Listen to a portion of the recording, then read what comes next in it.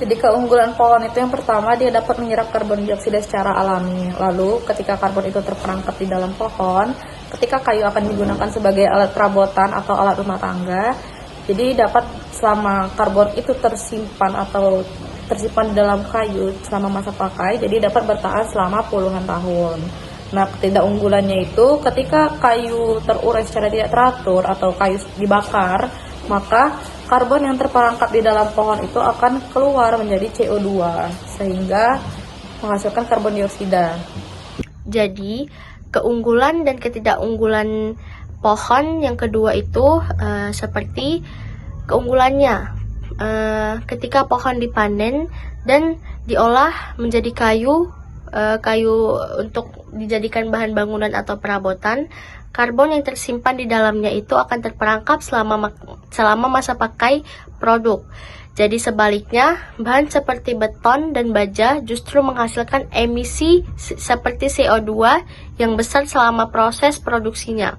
Dan ketidakunggulannya itu, penyimpanan karbon hanya bisa berlangsung selama masa pakai produknya saja. Jadi jika kayu terbakar atau terurai tanpa kontrol di akhir masa pakainya, karbon yang tersimpan akan kembali ke atmosfer sebagai CO2. Keunggulan dari kayu yang ketiga yaitu ada mendorong reboisasi. Penggunaan kayu dan hutan lestari memastikan bahwa pohon yang dipanen akan digantikan dengan penanaman yang baru. Pohon baru ini kemudian melanjutkan siklus penyerapan karbon menjadi agar hutan tetap menjadi penyerap karbon yang aktif. Ketidakunggulannya ada jejak karbon rendah hasil dari pemprosesan. Jika kayu dirawat atau dilapisi dengan kimia berbahaya atau diangkut dari daerah jauh, emisi yang dihasilkan bisa menutupi keuntungan jejak karbon rendah atau hasil produksi tersebut. Keunggulan penggunaan kayu yang keempat yaitu energi pemrosesan rendah. Jadi itu proses produksi kayu mulai dari penebangan hingga menjadi produk jadi umumnya membutuhkan energi yang jauh lebih sedikit dibandingkan produksi bahan bangunan lain seperti semen, baja, atau aluminium. Hal ini berarti emisi gas rumah kaca yang dihasilkan jauh lebih rendah atau low embodied carbon. Nah, namun dari keunggulan tersebut ada juga ketidakunggulannya di mana sumber daya terbarukan. Nah, status sumber daya terbarukan itu hanya berlaku jika pengelolaan hutan-hutan benar lestari. Tanpa kontrol, penebangan bisa lebih cepat dari pertumbuhan pohon, menjadikannya tidak terbarukan secara praktis. Baik, selanjutnya keunggulan dari sumber daya terbarukan. Kayu adalah sumber daya alam yang dapat diperbarui, renewable, asalkan dikelola secara lestari. Berbeda dengan material hasil tambang yang tidak dapat diperbaharui. Baik, selanjutnya ketidakunggulan terhadap sumber daya terbarukan. Status terbarukan biasanya hanya diperoleh jika pengelolaan hutan benar-benar lestari. Tanpa kontrol, penebangan bisa lebih cepat dari pertumbuhan pohon, menjadikannya tidak mudah terbarukan secara praktis. Dan keunggulan selanjutnya pada kayu yaitu produk kayu dapat dengan mudah didaur ulang untuk tujuan lain di akhir masa pakainya, meminimalkan limbah dan memperpanjang masa penyimpanan karbon.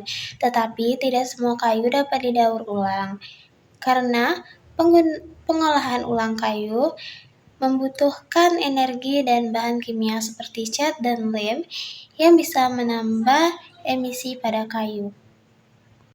Nah, saya akan membacakan keunggulan dari kayu selanjutnya, yaitu memiliki sifat isolasi thermal yang sangat baik.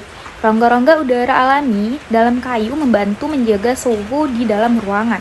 Nah, biar ruangan tetap sejuk saat cuaca panas dan ruangan tetap hangat dalam cuaca dingin. Adapun ketidakunggulan dari yang saya sebutkan tadi, yaitu kualitas isolasi kayu dapat menurun jika terkontaminasi air, membusuk, atau diserang hama. Nah, selain itu, untuk area dengan suhu ekstrim, kayu mungkin perlu dikombinasikan dengan material isolasi lainnya. Isolator termal unggul. Kayu memiliki sifat isolasi termal yang sangat baik karena rongga-rongga udara pada kayu alami dalam membantu menjaga suhu dalam ruangan tetap sejuk pada saat cuaca panas dan tetap hangat pada saat cuaca dingin. Tapi ada beberapa kekurangannya seperti yaitu isolasi termal menggunakan kayu sangat gampang terserang hama serangga seperti rayap dan jamur, maka perawatannya harus rutin. Keunggulan penggunaan kayu sebagai bahan bangunan dan bahan peralatan rumah tangga adalah estetika dan kenyamanan.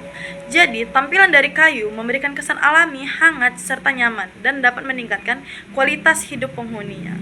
Nah, adapun ketidakunggulannya yaitu tampilan alami dari kayu mudah rusak atau dapat rusak oleh sinar matahari. Dia dapat memutih bahkan menggelap jika terkena air dan membutuhkan perawatan rutin yang mungkin memakan biaya serta waktu.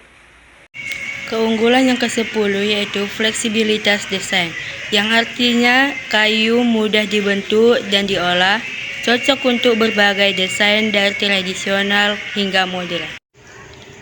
Dan ada juga ketidakunggulan dari fleksibilitas desain, yaitu meskipun kayu mudah dibentuk, kayu juga memiliki batasan kekuatan dan ukuran. Untuk desain yang sangat kompleks atau membutuhkan beban berat, kayu mungkin tidak cukup atau membutuhkan modifikasi yang mahal.